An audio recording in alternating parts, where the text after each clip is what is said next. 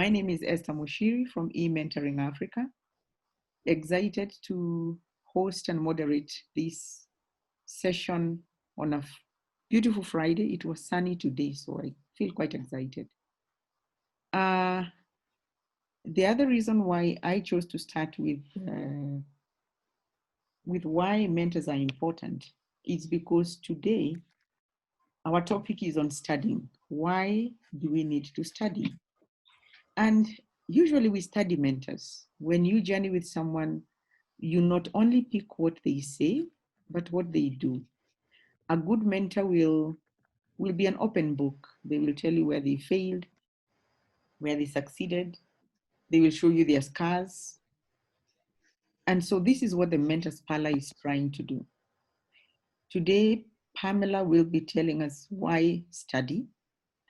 And I thought to myself and wondered, okay, studying is good, but do we ever study ourselves? I know we've had sessions in the Mentors Parlour where we have been looking at issues of self-awareness, living purposefully. But do you know yourself?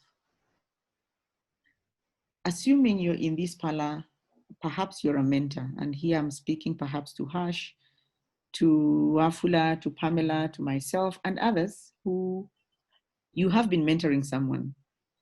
There are some of us in the parlour who perhaps are not so sure, am I really a mentor? Can I mentor somebody? It's important that you look at yourself. Who are you? What do you believe in? What is your passion? What are your failures? So assuming you took a piece of paper, and perhaps this is something we can do together. Take a piece of paper and draw a straight line in a notebook, and then divide that line in chunks of 5. So 5 is actually 5 years. So it's when you are born, day 0 to age 5, and then up to 10, 15, up to whatever age you are today. If you look at yourself, so I would want to look at the top of that line to be your positives. What are the good things that you're proud of, that you have achieved as a person? I'm imagining when you're age 1 day to 5, you really don't know much about yourself. Part of it is what you were told. But do you remember the things that you were told by your parents as you grew up? Do you remember your nursery school? You know, those days where some of us, for you to be admitted in school, and I know Afula and Harsh understand this, you had to put your hand around your head to touch your ear. And if you're too short, not able to touch your ear, then you never qualified to go to standard 1 that way. Unfair. Yeah. So those are some of the memories we may have. If you have a magnetic mind like me, you probably remember your nursery rhymes. Up to today, I still sing those songs to my children, and they're like, Mom, how can you remember songs that you sang in nursery school? That's just me, just stuck in my head. So you look at your highs, what happened at that time? But perhaps still within that period of your 5 years, something could have happened that was a gray area or a red spot in your life. So note that as well. So I'm asking that we kind of map our lives on a graph. It's an exercise that I'm giving. It's part of study. As I look forward to hearing from Pamela what study is, can we start by studying ourselves? Whether you're a mentor, whether you're a mentee in this parlor, do you know yourself? Let's start studying that. And don't judge yourself. This is just facts. It's your life. Yesterday is gone, tomorrow is coming. So be positive, even if you realize that actually I can't remember anything positive in my life. My upper side of this line is looking so blank, but the lower side is actually full and I need extra papers. That's fine. The whole idea is let's study ourselves. Let's study our path, where we have come from, where we are going. And then by the time you're reaching out to a mentor, because it doesn't matter how old you are, you still need a mentor in life. You will see the value of that mentor, and you will learn how to work with them, and you exactly know what to pick from them. And with that introduction, I am extremely delighted to welcome none other than our very own mentor, Pamela Rita Munyi, to take us through another exciting session of Why Study Part 2. Pamela? Good evening, everyone. It's good to see you all. And I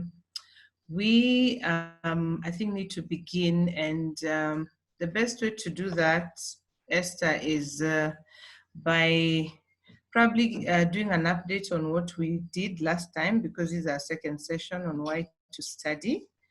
And I'm thinking the best way to do that is share some slides. So Esther, if you can do the necessary so that I'm able to share the slides on my end. You are already enabled. Go ahead. Okay, great. All right. So maybe I first introduce myself before we go to screen sharing. My name is Pamela Rita Munyi, and I'm a leadership coach, a certified leadership coach, and I head an organization known as She's Coaching and Mentoring, where we reach out to young people between 18 to 35 years of age, although I have realized that there are very many people young at heart. So we extend our wings and cover those who are young at heart, Nabutola and the like. So we are very happy to have the young at heart as well. All right, people. Today we are supposed to do a second round of our first session. The first session we had was Friday, the 29th of May. And we were speaking about study. And the first and most important thing is that we actually need to understand who we really are. And it's very important to, because once you understand who you really are, then you know why then you need to study. And I'm looking at what I have here and I'm thinking this is the wrong slide. So we will continue with our conversation as we get the right slide done. This is actually the wrong slide. Okay, so what we did the first time, we introduced study, and we saw that in this day and age, the young people are faced with the need to access education. It's actually a need that they have. And this is characterized by the willingness to know on their part, because there's that desire everybody has, to want to know something new, or just to sometimes even memorize, thanks a lot to our 844 system, or just get, conversant with something so that you can look like you're good at something else. And so, the question we really were asking ourselves is, what is the real reason? Why do we study? Why do we do the things that we do?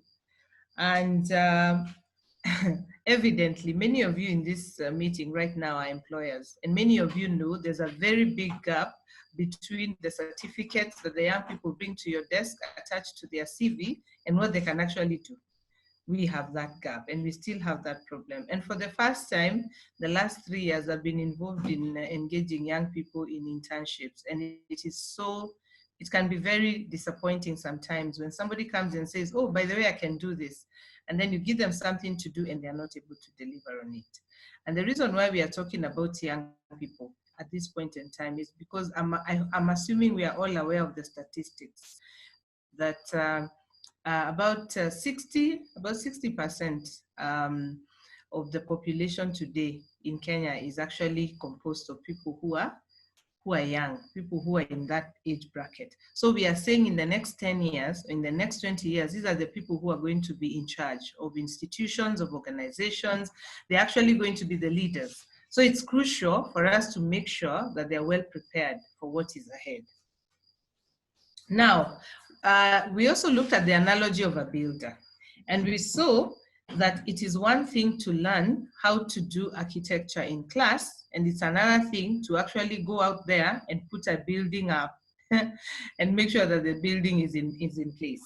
And that was the introduction. Then we went to defining study, and we realized that study is both a noun and a verb. Okay, it's both a noun and a verb. And we picked 3 people who have attempted to define study. And the first person who has attempted is Google himself. Mr. Google says that study as a noun is a detailed investigation and analysis of a subject or situation. And then on the verb, study is looking at something closely in order to observe or to read. The second definition was by Cambridge. The noun, they say that study is learning about a subject by reading books. And the verb is study is examining something very carefully.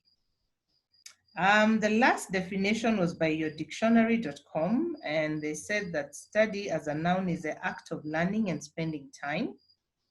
And the second, the verb aspect, they say that study is spending time investigating a subject. Now, we then got into an interactive activity. And we took time to ask the people who are present in the chat how many attempts they have made at studying so far. It was interesting. Some of the people made attempts to respond on the chat, and others promised to respond today. So I hope there are some people who are here today who were there then. So the first question on the interactive activity was, how many attempts have you made at studying so far? For example, how many schools have you been to? I like what Esther said at the beginning about retrospecting and coming up with our lives on a graph and actually finding out for the last 5 years or the first 5 years of my life, what did I do? And the second 5 years, and so on and so forth.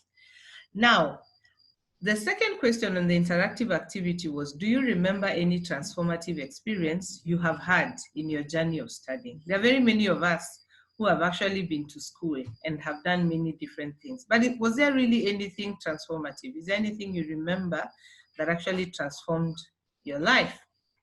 And then the third question was, what are you currently studying or reading? You remember, those who are present, we encouraged each other that we need to be reading or focusing on something at every one time, because time is very fluid. We tend to waste time, or time passes by without us thinking, and the next thing you know, you have spent 3 years on something. So if you're here and you're in that class and you are able to do your some of the things that we said, you can respond on the chat. Then we came to the point where we realized there's an interface of studying and reading. Okay? Now, there are similarities.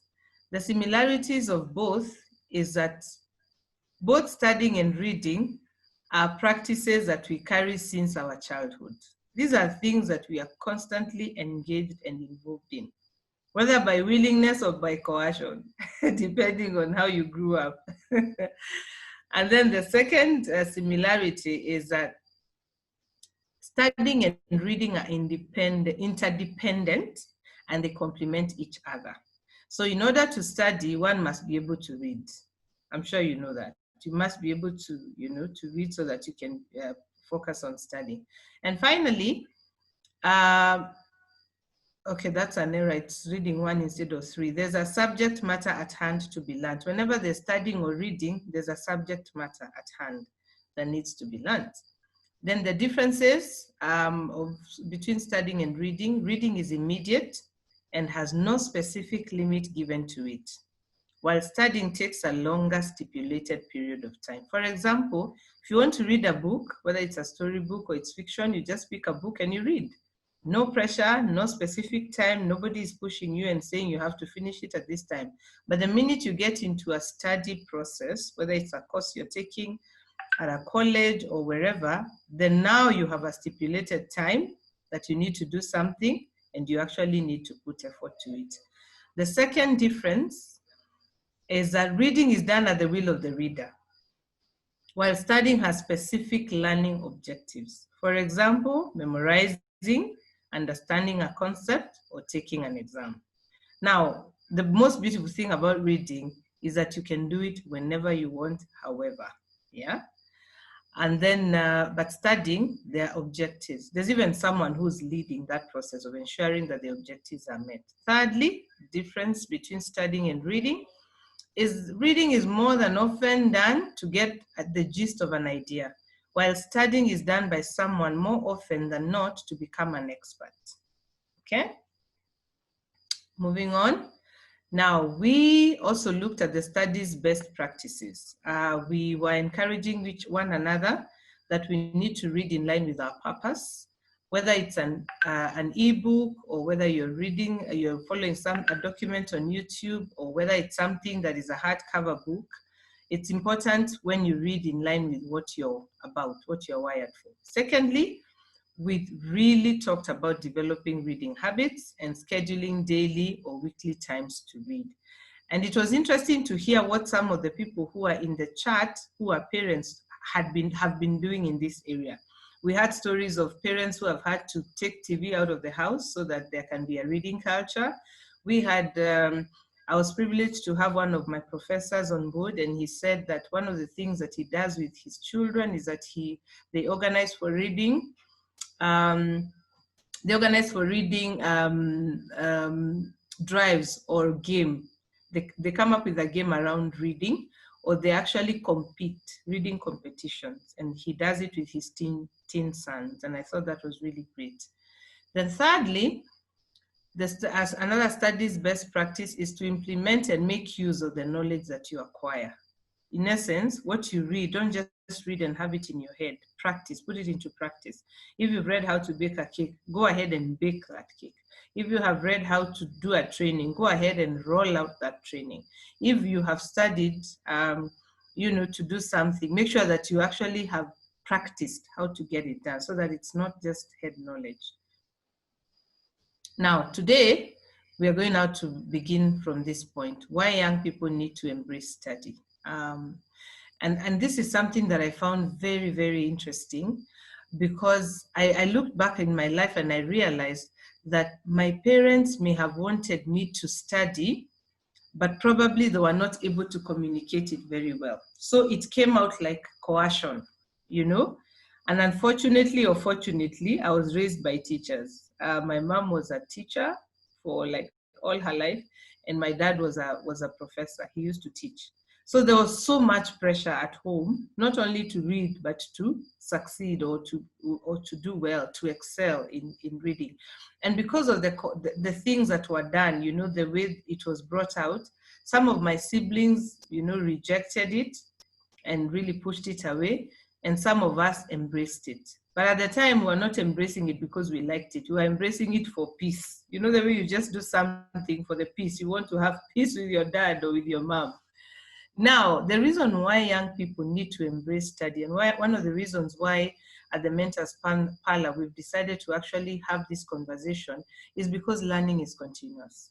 There is no day you will say that you have all the learning that you need. Learning is actually a continuous activity. Secondly, our economy and society is changing very fast. They are changing very fast. The jobs of the future mostly don't exist yet, actually. And so the people who are most likely to thrive are the ones who are prepared to continually adopt and grow. And I cannot say this better at this time. This is COVID-19 season. How many jobs are obsolete today? How many schools are closed today? How much learning has been interrupted today? And let me tell you, this is a defining moment to really, really tell us whether our school systems are relevant, whether what we are studying in university is beneficial, and whether the jobs that we do are actually jobs or work. Do we go to work because we want to do we go to work for the sake of it, or do we work out of passion, or do we go to work just because we want a job and we want a paycheck at the end of the month? This is really a defining moment. And if there's any time that people are going to really discover themselves and get connected to what really makes them tick, it is now. Because now people are finding themselves doing things that are they are rich and things that they enjoy to do, which probably they should have been doing all along. But because there was some pressure to get maybe some extra money or something like that, they found themselves doing things that may not necessarily define them or they may not necessarily enjoy. And then the other thing is that the world is a global village. My friend, you don't even know what will happen to you in the next 5 years or where you'll find yourself at. And so if you're not well studied, you might actually be a very frustrated person because you may not know what life has to hold or where you may find yourself.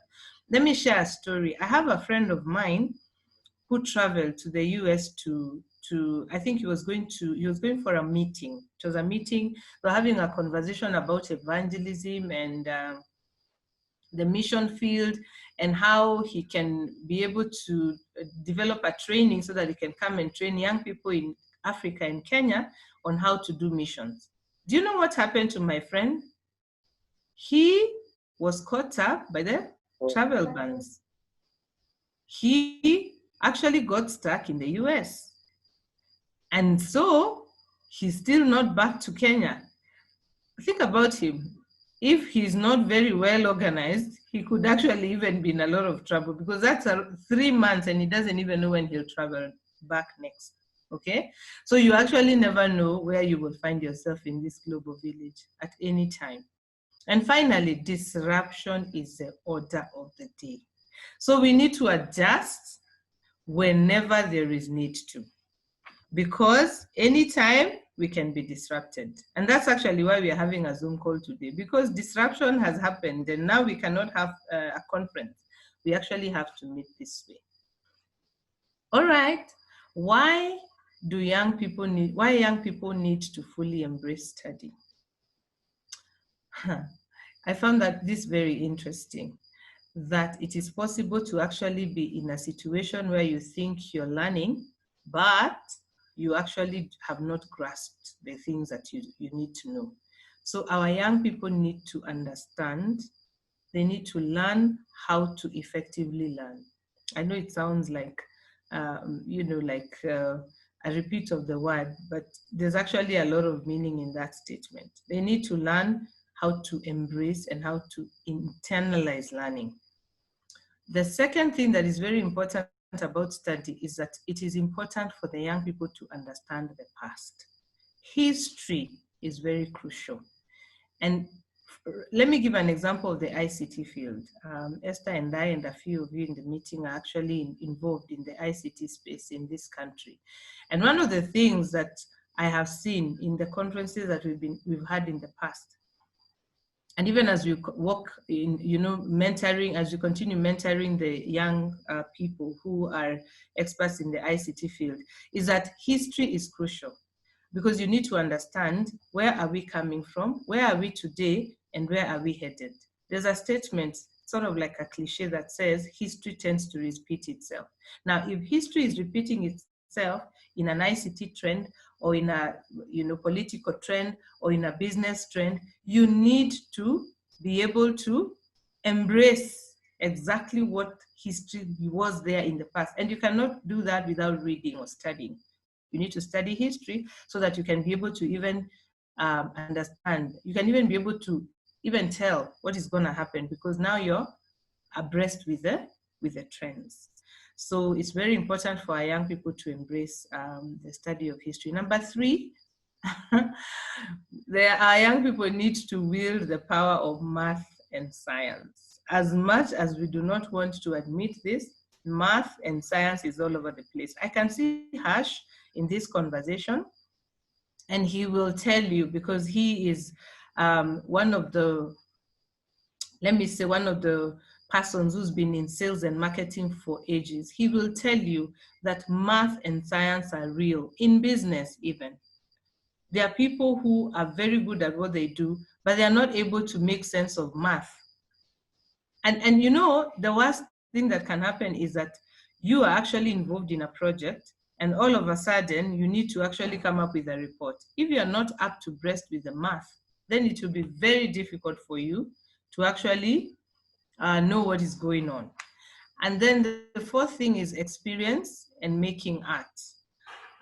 It's important for our young people to study so that they can be able to look into the experience, so that they can be able to look into the experience of the people who've been there in the past. They can be able to document their own experience, and they can be able to make something creative out of whatever is going on. And finally, study has a way of making us good citizens. Like one of the things I found very interesting, because I've been in the political space last realize that even just studying the politics of this country helps you understand why we are actually having all these things. I mean, what's happening in our political space and in our governance. So it is very important to understand, history, and to be able to study so that our young people can become good citizens. I think I'll do the last slide, and then I'll allow Esther to come through so that we can have this session as interactive as possible. Why do young people need to study? I found this very interesting, is that we all need, now this one I don't even think is only for young people, but there's a need for all of us to learn how to pay attention. Trust me, and I pray that the day we'll be able to go back to our normal lives, we'll probably do an activity against this aspect of paying attention. There are a lot of distractions in our world. Even right now, like I'm seated here and I'm going to be in this Zoom call for maybe an hour and a half. It's interesting that there will be distractions. How will I be able to avert that distraction and actually stay focused and pay attention so that I can focus on whatever is going on? So our young people need to learn how to pay attention. And what with all the gadgets, and what with all the high-speed networks, and popcorn solutions going on everywhere. I've watched my teenager actually trying to do 3 things at the same time. She wants to do her homework, she wants to listen to loud music, and she also wants to be maybe on another gadget doing something else. Well, you can call that brilliant or mastery, but what about the aspect of focus? If she focused on one thing, probably it would take a shorter time to do that one, and then she can go and do the second and the third. So it's very important for our young people to actually understand and have that ability to focus. And that is why study is important, because study brings out that aspect of the ability to focus. Number 2, our young people need to learn how to question. One of the reasons why I like to bring 844 as an example is because I went through 844 myself, and it's something that I told myself when I grow up, I really hope and pray that either it can be overhauled or something, so that my children can be exposed to something different. And I'm very happy that that is happening. And I really hope that even as we embrace the new system, it will give opportunities for students to question. Because questioning is an aspect of curiosity, and it sustains learning and skepticism about established truth, which is the beginning of new knowledge. And where there's no questioning, then there's no critical or creative thinking. And I must confess, I really applaud the Ministry of Education, because one of the things they've done in the recent past is just going into colleges and universities and actually finding out why are some courses even in existence. Because when you look at what people are learning, it's like just, they're just being filled with information.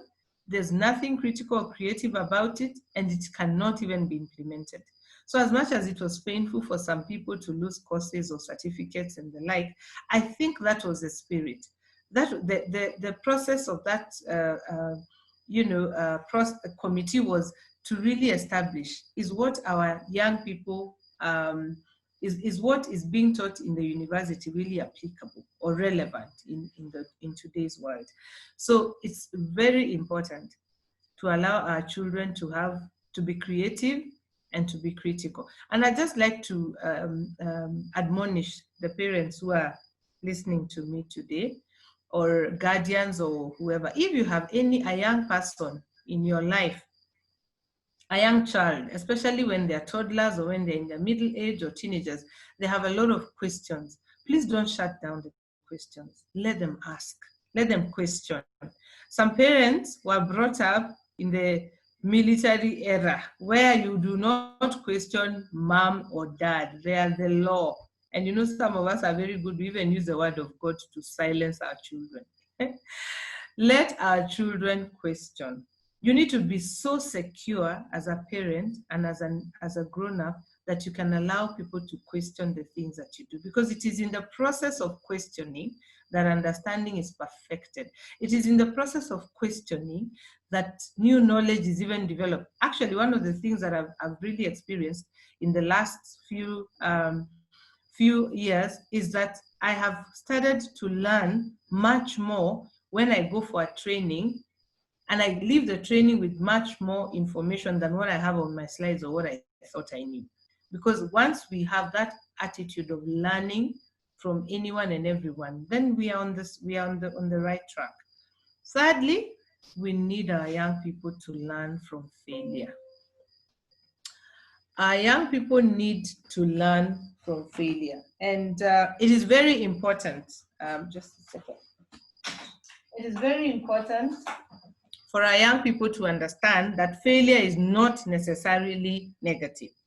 You know, you can actually fail and learn from it. John Maxwell has written a very good book. It's called Failing Forward.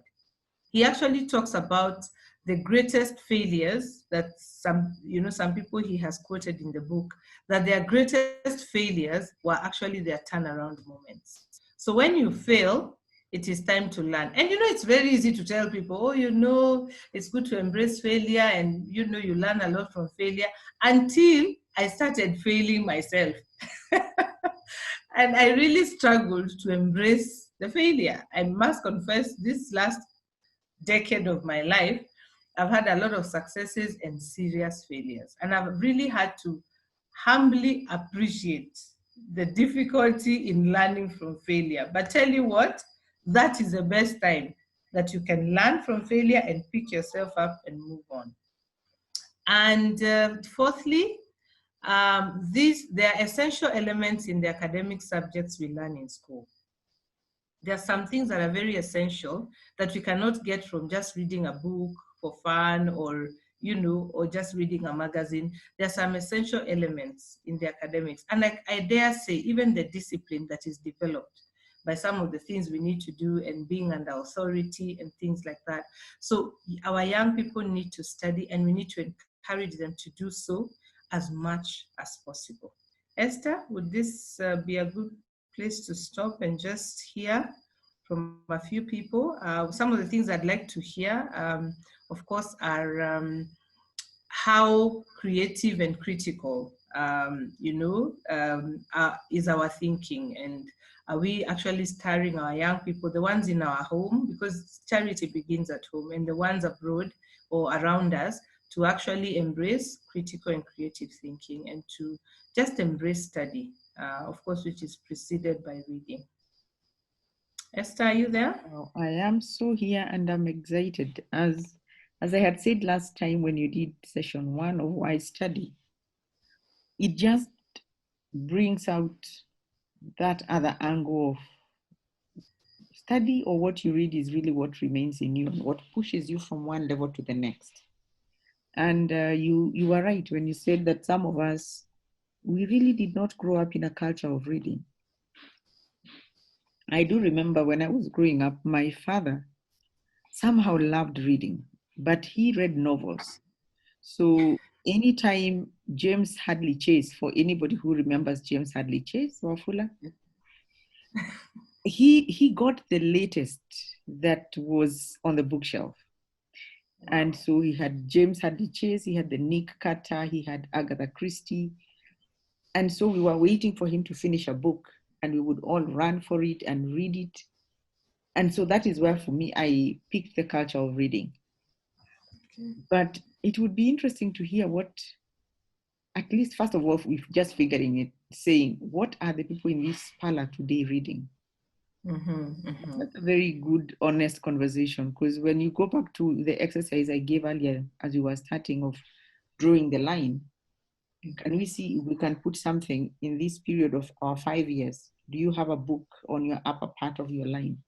So what are people reading? I think it would be interesting. Do we call out names or do we get volunteers? I give you that opportunity, Pamela. You probably want somebody to pick to say something about what are they reading or what have they picked from what you've said. Okay, who is around? We have Cliff Muzui, sorry to put you on the spot. Cliff, are you there? Can you unmute your mic and tell us whether there's a book you're reading, whether you love to read? Oh my goodness, I'm on the spot now, right? My goodness. Hello, guys. Hi. Yes, I have a book that I'm reading currently. I'm reading two actually. One that is called Lessons from Elijah by Andrew Warmack. It's a Christian book that talks about the personality of Elijah and showing how Elijah was really an aggressive man of God who went ahead and did whatever God told him to do, regardless of the circumstances. The Bible says that the king at that time was the most wicked king. And of course, even the wife, Jezebel, even today, the name Jezebel has a very negative connotation. In fact, the Bible, the book of 1 Kings 16 says that he was the wicked. He superseded, who is this? The third king after, the second king, the son of Solomon, Rehoboam. He superseded the evil of Rehoboam. So Elijah went to the king who was killing the prophets because he was evil and he did not want anything to do with God. But he was so bold to go and proclaim that there would be no fast for 3.5 years. And then after 3.5 years, he went ahead and commanded the king and told the king, hey, you know what? Let's go to Mount Carmel and sacrifice, and we will not light the fire, So I have been learning in that book about being bold, about saying what God wants you to say, regardless of the situation, regardless of the circumstances, and regardless of the outcome, even for your life. Book number 2 that I'm reading, and that is the highlight for the first book. The book I'm reading, number 2, is by T.D. Jakes. So it's mostly about business ideas, how to start business ideas, and it revolves around the story of the Wright brothers. The first people who discovered or made the airplane. It's really interesting, and I have never thought about something in life like that. Like, you can look at a story of something that was invented and write a book from it. It's really interesting, and I'm really mesmerized by how T.D. Jakes is coming up with these great topics out of something that you could think is very little. So yes, I'm reading books, and those are the 2 books that I'm currently reading, and I appreciate that I've been asked that question. Thank you. Thank you, Cliff. Thank you. Esther, right. Thank you, Cliff. Esther, I think I have one more slide. Okay. Yeah? You can go ahead and finish on the slides, and then perhaps we can then engage people on question and answer, or at least personal sharing on what they are doing currently in terms of studying. Yeah, so one more slide. Now, why young people need to embrace study again. One of the challenges we have in Africa, let me just say this confidently, is writing. We actually realize that Africans are coming up, in the writing discourse, but we actually need much more writing to be done, whether it's fictional writing or it is, writing on a specific subject or study. So reading and writing is very crucial. And by the way, I'd like to encourage anybody who is in this chat who has had desires to write, whether you want to write a book, a storybook, or even just your what is this? Your biography. Sorry for getting off topic, Esther, but I've realized there are very few people who write about themselves. And you know, many times when there's a death, people spend days trying to find out this guy, who was he? Where was he born? Where did he go to school? Now what is going on? Even family members struggle. So I just like to challenge everyone.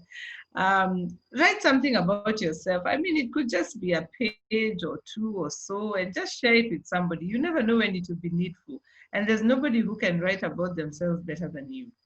Now, back to what we were talking about. So reading and writing is very important, and that is actually the essence of study. Reading and writing is right in the middle of study, and that we are being encouraged to read like detectives and write like investigative reporters.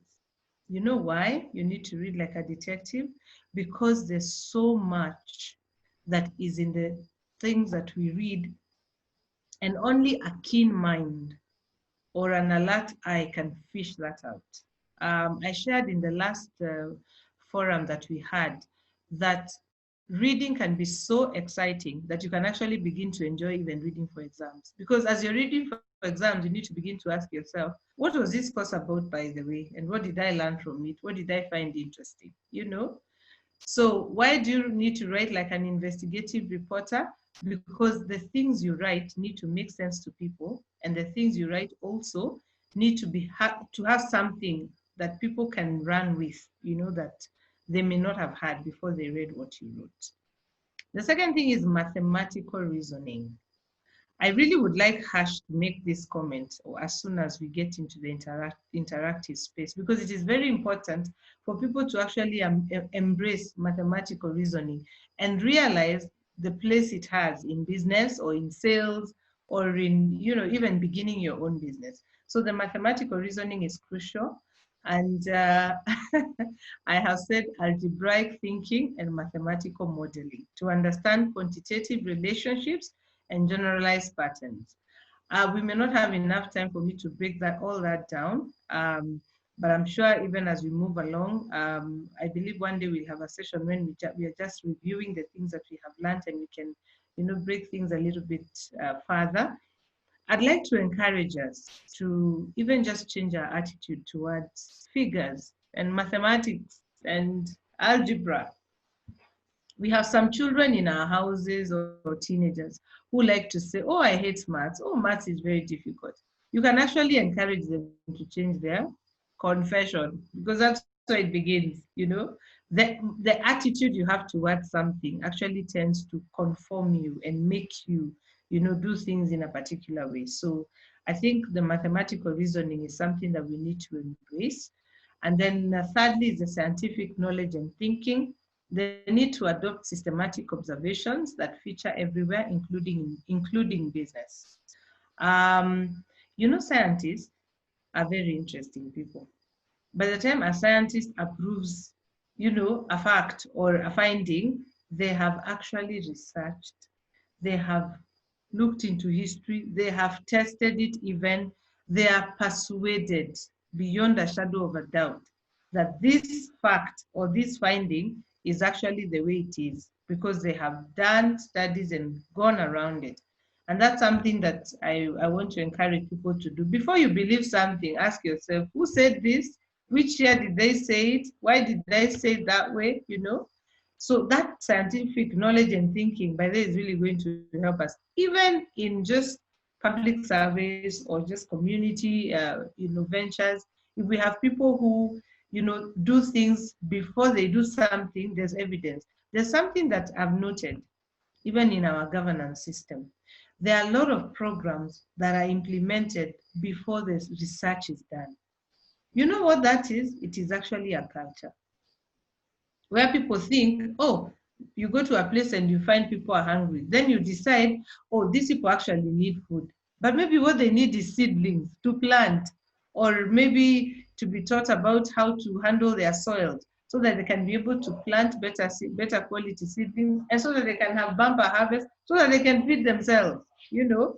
So we need to actually begin to just persuade people before you invest monies in a project. Can you please do some research? And are you not all conversant with white elephant projects? Why do you think they're white elephant? Because somebody came up with an idea. They thought they knew the need of the community. They went and did something, and then the community decided that was not their immediate need. And so they did not respond to it. And so it ends up being a white elephant. We waste money, we waste opportunities. Number 4 is the knowledge of the world and the past. And then finally is the art and the music.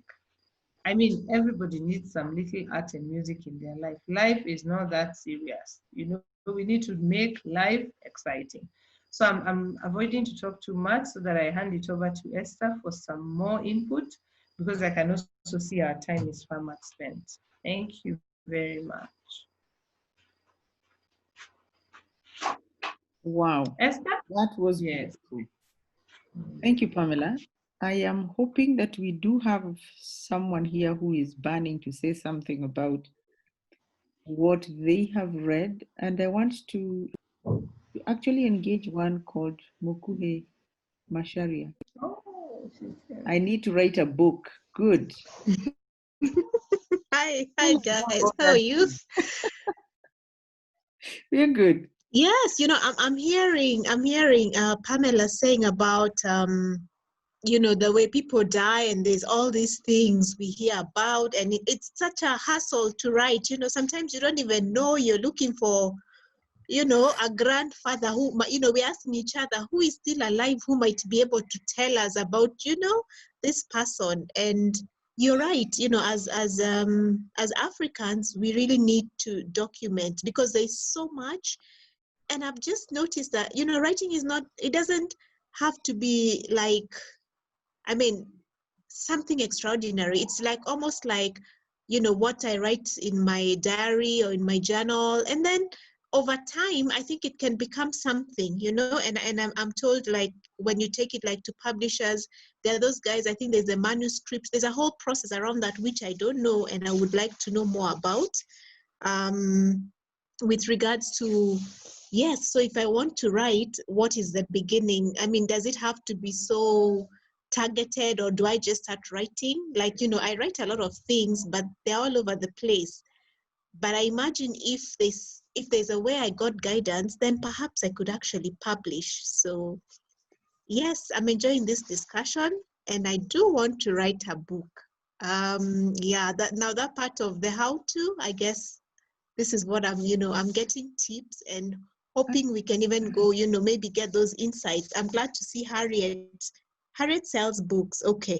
All right. I kind of thought maybe somebody does publishing, maybe, you know, edits, people who are writing, all those kind of things. It's also insightful. Thanks. Wow. Mukuhe, you know, it's very interesting when you say that, because I live with a person in my house, my partner, my husband, father of my children, who has become a writer. Now he's writing his 3rd book. And interesting, he's like you. So he loves writing. And I still tell people, and now that I'm a mentor, I use stories to narrate my own life and to share.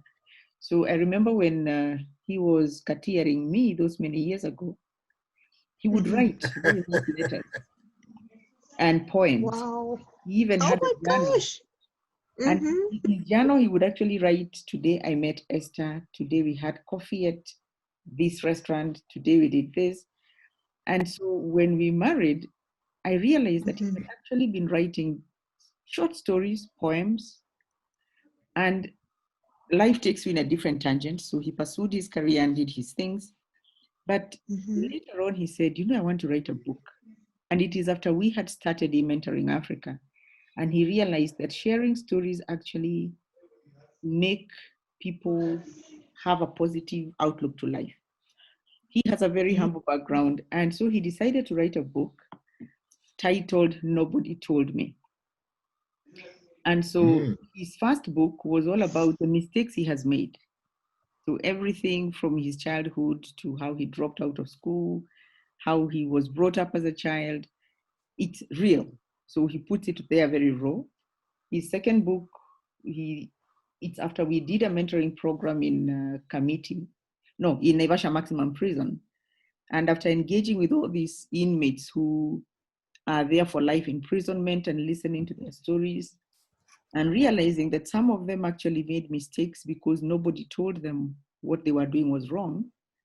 So he wrote another book, and still the series is Nobody Told Me. And this time it's titled Ganja Was Deadly. So it's all about drugs and what drugs drives you to do. And now he's almost finishing his third book. Now, to speak to you, Bokuhe, he's not writing for money. Yes, he can sell his books, but sometimes I see him just picking the books and giving to young people, just read this, or parents or whoever. But you document your passion. You never know who you will touch. So, and he just goes to a normal publisher. It's not expensive to publish. With 150, 200,000, you can get your, how many books printed. So I can connect you with him for you to have a feel of what it takes to write, to put it together. Oh, and wow, your book, sorry. On the shelves. I can't wait to read from you. Oh, that would be great. I mean, I'm just thinking, oh my goodness, you know, the things you think you could do and you're thinking, oh, not, you know, you're just thinking, I don't know when. So that's really inspiring. Yeah. And then also what it has brought to my mind is blogs, you know, the way people, you know, the blogging. I've also found that really, you know, finding people's stories there and the blogs. I haven't explored that, but yes. Oh, great. Thank you, Esther. I shall Let's take SMU. Yes. Completely. Wafula, you want to say something? You. Wafula, did you want to say something? No, I guess not. Does anybody else want to share their story about writing and what they are passionate about, or what they're studying, or what they think about this? What Pamela has talked about. I know someone here who loves to read. Vasheri.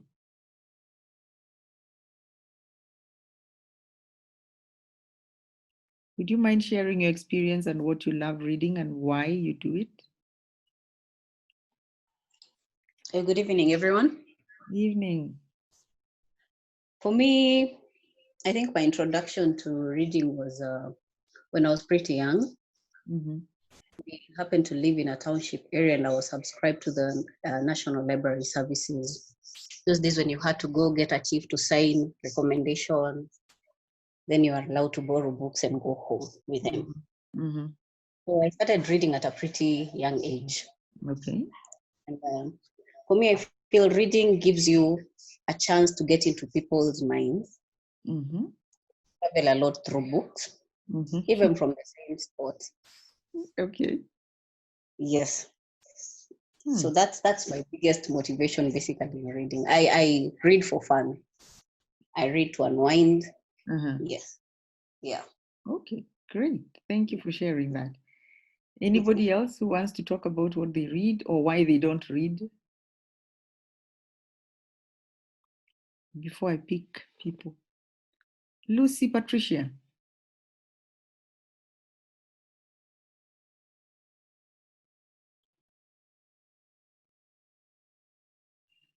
Or Victoria Keane. I am sure you all have read a book. You have something that you've seen somewhere in the shelves that you are interested in. Would you mind sharing your experience on study, what you read, why you do it?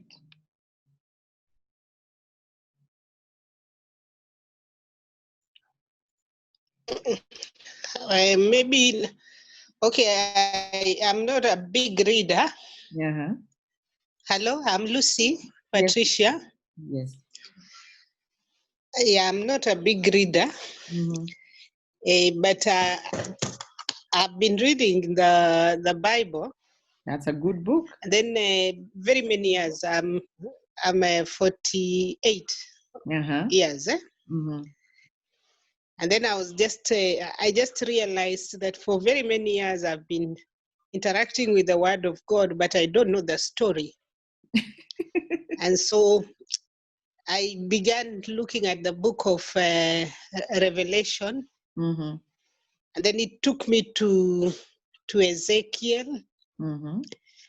Then I realized, okay, I think I've never been able to put up this story in the Bible Mm-hmm. together. Mm-hmm. And in the book of Ezekiel now that I am doing currently, Uh-huh. it talks about this young man, Ezekiel, Mm-hmm. who was supposed to be a priest, a Levite, Mm-hmm. and you would become, Levites used to actually graduate at 30 years, Mm-hmm. to get into actual ministry at 30 years. Mm-hmm. So here at 30 years is when he gets the revelation of who God is. And can you imagine, surprisingly, from now is when I can clearly be able to comprehend Mm-hmm. all those cherubims and all those beings Mm-hmm. that are described in the book of Revelation, Ezekiel, etc. Mm-hmm. And now clearly being able to comprehend all this and putting it up together and being able to tell the story. So I was telling my children, I think I can use that context. Nobody told me. Yeah. And now I'm able to start building the story. Yeah. So I think let me borrow that. Nobody told me, and how can I be able now to tell my children, to tell them the story? Yeah. Then number two, Mm-hmm. I think in the notes I saw something like art and music. Mm-hmm. Art and music. I think it was Wafula who was presenting. It was Pamela. My son is very good in art and music, Mm-hmm. but he has no mentor. I don't know whether you know mentors in that line. He's very good in art. Uh-huh. Thank you. Could you tell us more about the kind of art that your son is in?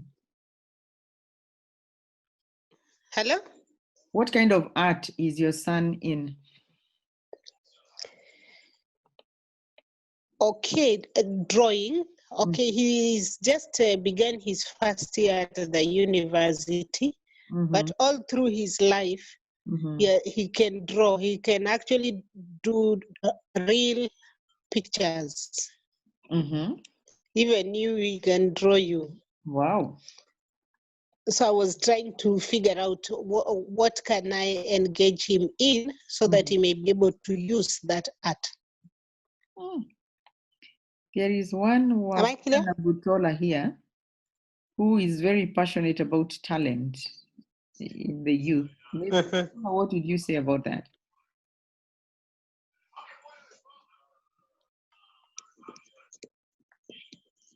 Wafula, you're muted.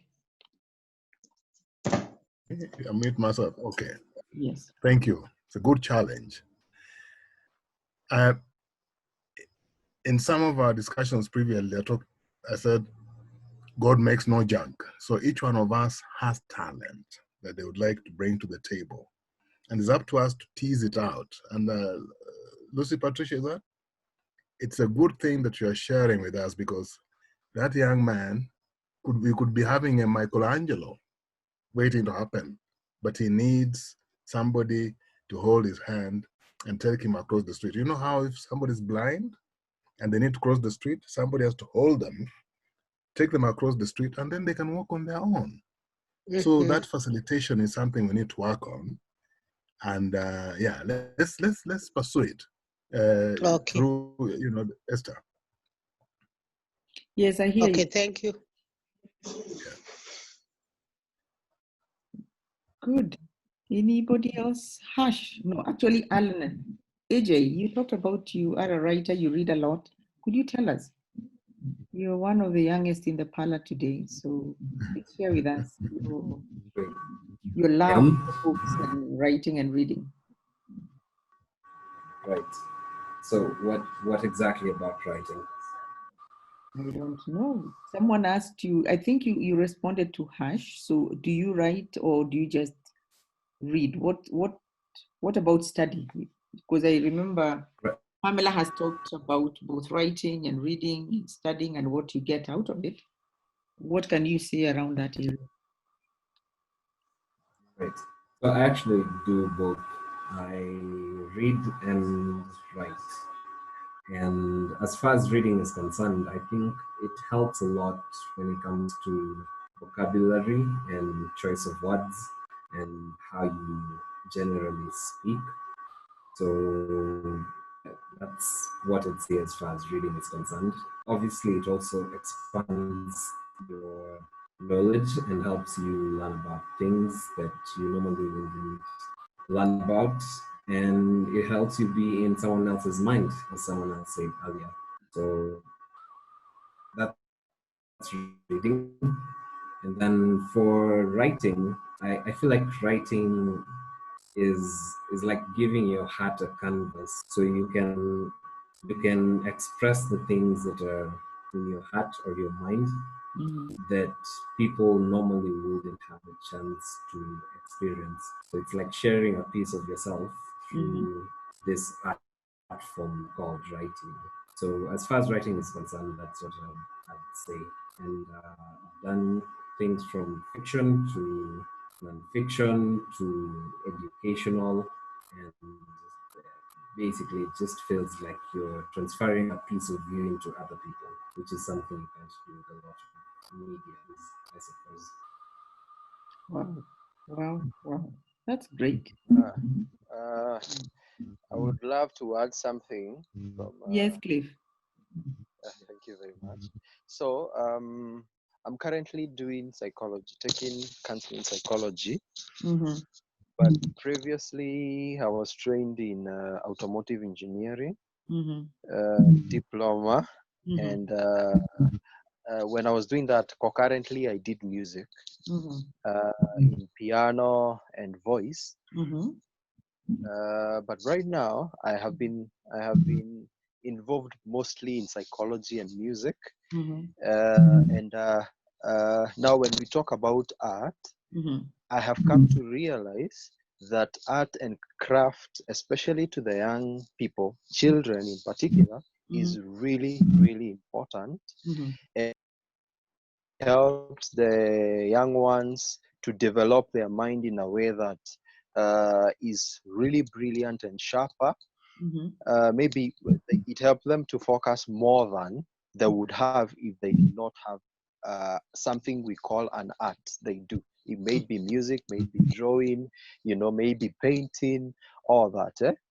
And so from my knowledge in music and also my passion in psychology, I have come up with a drive that I would want to put out there of something called Finyanga, or a company that I'm calling Finyanga, which maybe I'll put it across. But it's a company that I've been thinking and wanting to form. Maybe the picture is going across. Finyanga Music School, which has the engine that's okay, which has a slogan that when our brain development is our brain development is directly proportional to the stimuli around it.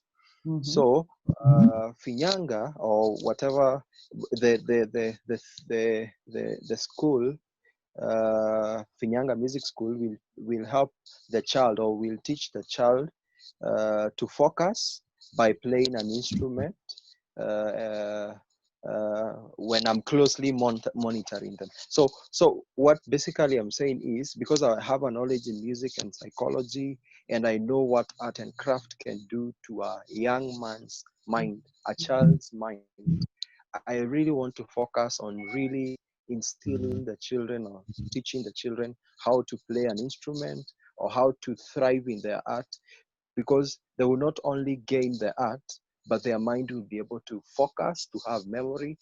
Playing piano is all about remembering the piece you played yesterday, mastering it, so being perfect at it, and playing it for the teacher well, so you're pleasing the teacher as well as building your intellectual capacity. So it helps your brain to do more things than even mastering music, so to speak.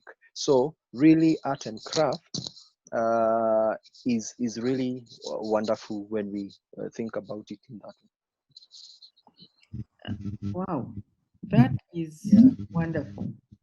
I want to get a little personal and ask, I am sure you are a youth, probably in your early Yes, I am. 20s. Yes, yes, yes. Okay, and your vision was to start Finyanga Music School, a physical space for young children to come together to meet with you, right? Yes, yes, it is.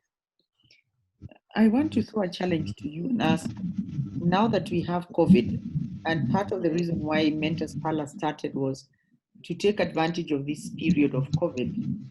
Yes. Have you thought about how technology can help you still do a little bit of that to the Mhm. kids that are still at home, but perhaps under the supervision of their parents? Yes, I have been thinking about it and Mhm. really looking for people who are better than me in the technical field, and I Mhm. could call them mentors. Yes. And they have been advising me to look at channels that can or platforms that can help me reach out to children in virtually. Mhm. So I have been really thinking about that because I think that's the way the things are going right now. Okay. I think it is something that we would like to take up, perhaps offline. One of our Yes. mentors in this parlor is passionate about that area of talent development.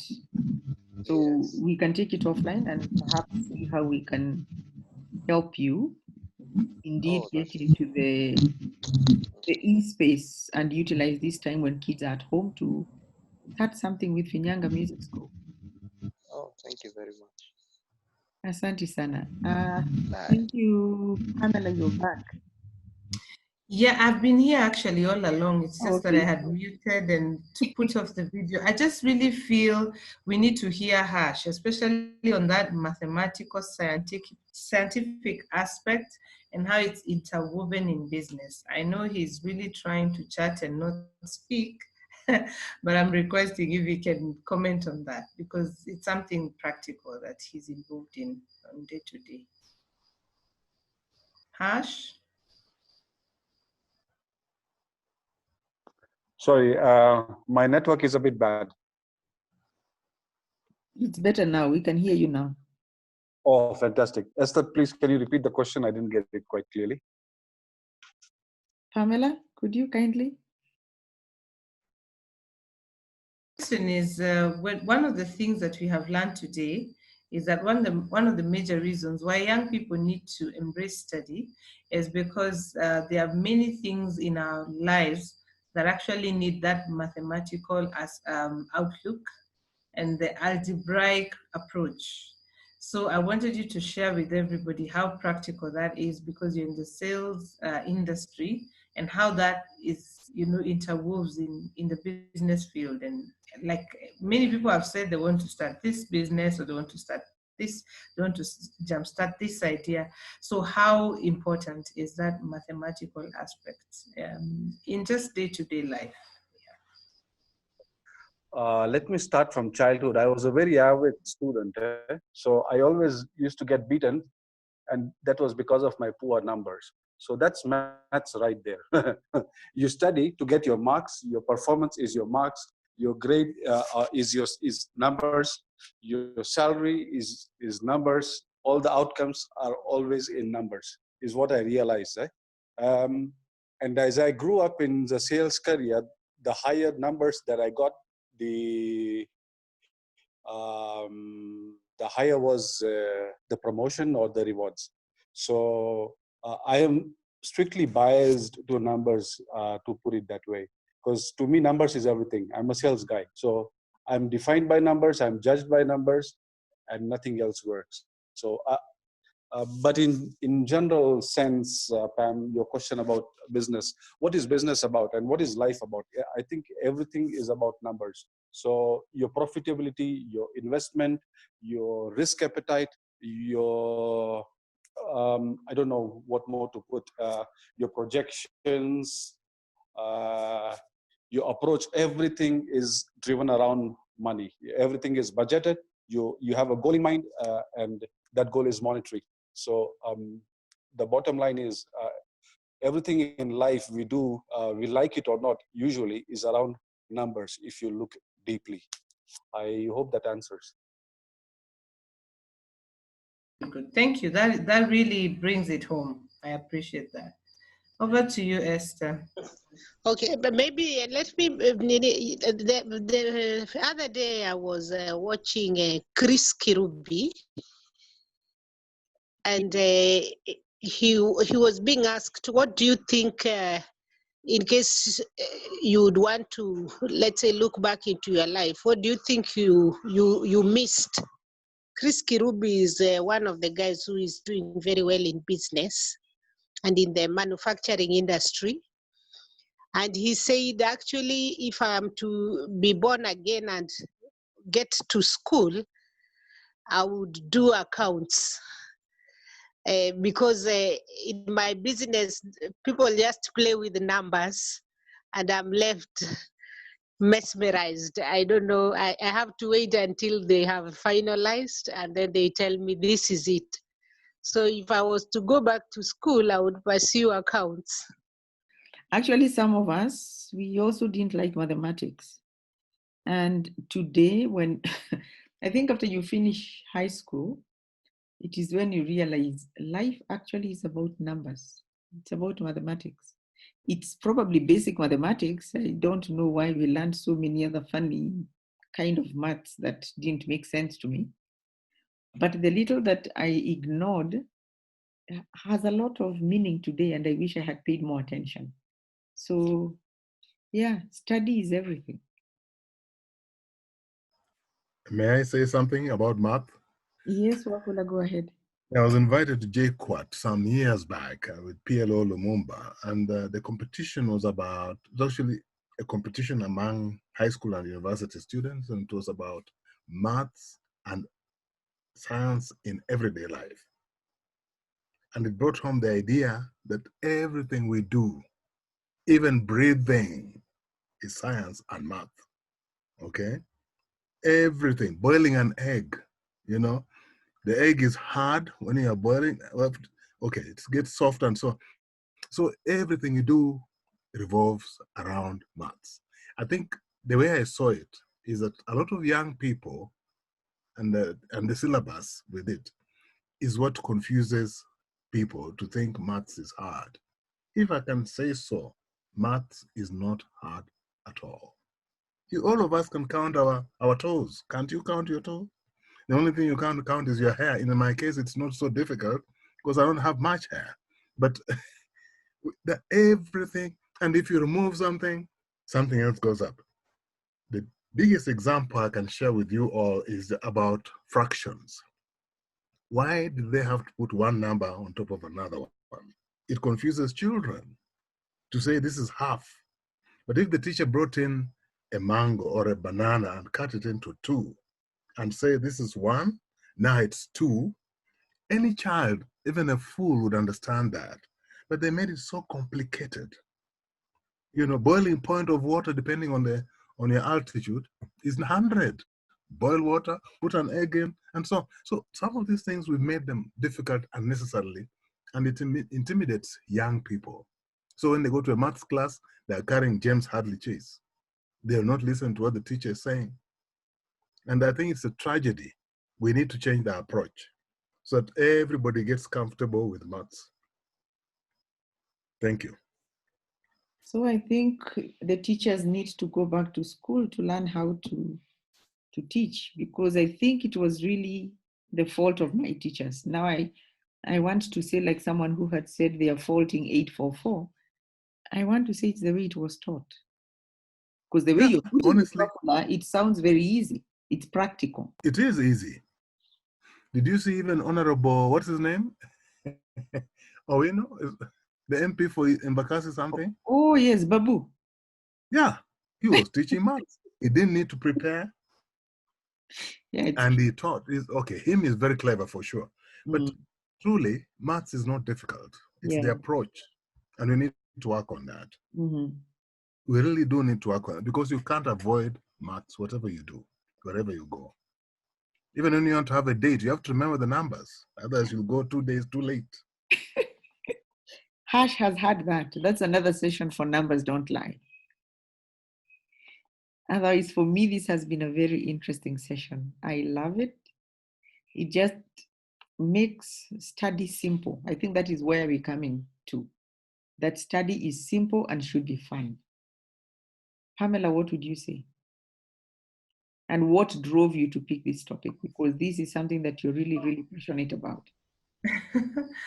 I think for me, study is about attitude, really. For me, I feel if we can encourage our young people to just have the right attitude towards study, then study would be enjoyable. I think one of the reasons why I picked this is because I did some research and I realized that around the world, one of the greatest challenges that young people are facing is actually falling out of school. They are not able to complete their study because they either lose interest or maybe they get involved in something they find more interesting.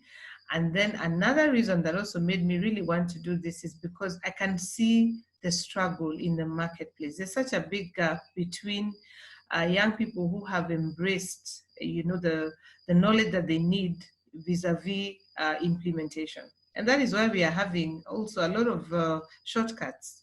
One of the challenges in the Kenyan market today is excellence. People don't do things with excellence, People do things just for the sake of it, there's no excellence in it, there's no continuity in it, Yeah, so I think for me, as a person, what I can say, I've actually realized that study is something that I cannot run away from. I tried to run away from it at some point, but I've realized it's actually part of life and it's something I've come to thoroughly enjoy, and it's something I'm going to do until the Lord calls me home, because it's one of the most exciting things for me. I love reading. I'm a reader. I read anything and I write a lot. So for me, I realized that the day I changed my attitude from something I do because my parents asked me to something that I'm excited about and I want to do better, everything changed. My world changed. And for me, every day is an adventure because there's something to learn, amidst the challenges and the normal, day-to-day life, there's always something to learn every single day. So for me, just like we shared last time, is reading for me is big. I actually apportion time to read. I try and read, especially now that I'm raising young children. I read when they are sleeping. I take time out to just make sure I do that every single day. And there's so much to learn. And the beauty about life is an adventure. There's so much to discover. But whatever that discovery is hidden in concepts, in people's hearts, in people's minds, in books, Yeah, so for me, I just feel that if we have a youthful generation that enjoys reading and is, and is apt to study, then we are good to go. I mean, I look at nations like Singapore. That's where it begins. The other day when we did a trip to Seoul, Korea, and we went to, we actually had an exposure with the high schoolers and the campus going students. We actually had an exchange program in one of the universities in Seoul, Korea. And Seoul, Korea, reading is like breathing. They inculcate it in the high school system. It is something that they wake up, they're up very early and they read, and it's something that is just ingrained in them. And those guys can read. They're very, they're in the front line in research, that. Some of the world's best industries are actually based in Seoul, Korea. Samsung is actually a mind of Koreans, and many, many other things I don't have time to mention. So it is inculcated in their study culture. They've embraced it. And so for them, it's their lifestyle. And look at where they are today. So I think that's what we need for Kenya. That's what we need for Africa. And if we do that, we're going to go places. And like we always like to say, Africa is the next thing for the world. So how are we going to take the world if we are not studying? Because the people who've gone ahead of us have actually studied and have actually read, and they're actually inventing and getting to know better things. So let's run and grab the best practice, and let's surprise everybody. Thank you, Esther. Wow. What a nice way to conclude that for us to take Africa to the next level, we actually have to study and write and actually show the world that we are not as stupid as we are portrayed, because I think the brightest minds are in Africa, not to mention the riches that we have as an African continent. As we come to the end of this beautiful session, I have just reshared our slides for today, requesting that if you have not yet done a survey that we shared in the chat, kindly click on the link and complete the survey. It's a simple one, especially for those of us who have been in this parlor. If this is your first time, please go ahead and say something. It will help us improve and make this better. As we conclude on the area of study, I picked this book at the airport in Joburg about 2 years ago. And I love the title, What in the World Are You Waiting For? So this title perhaps speaks to Mokuhe as she thinks of writing her book, and to so many others who we are here. I know, Hash, you've been writing a novel. You thought you didn't have a lot of things to write, and you've just realized you have so much in your mind that you can share with the world. So the question is, what in the world are you waiting for? Let's take this chance and start putting things down. That is why there are careers like editors. They will make the English and the flow better, but just throw your ideas on paper. This is one of the books that I referred to that are written by my husband, Andrew. And I want to share one book that I bought because of the title. It is called Why Your Life Sucks and What You Can Do About It. It's a beautiful read, very factual, hard facts. I picked it because I first saw life sucks, and those are the things that we say, why is my life like this? Why haven't I? Why haven't I? And as we continue in this parlor, I will be sharing some of the insights and things that I've picked from this book. With that, I want to thank you and wish you a fantastic weekend ahead. It's time for us to relax. Those of us who have been working very hard, buried in Zoom meetings, take a break, enjoy time with family. And we look forward to seeing you again in the parlor on Monday. We do meet here every Monday, Wednesday, and Friday. So we are excited and looking forward to seeing you. I will wish you a very good night. I will stop the recording and open this parlor now to networking and to allowing those who have to leave to take a break. But thank you all very much, and may God bless you.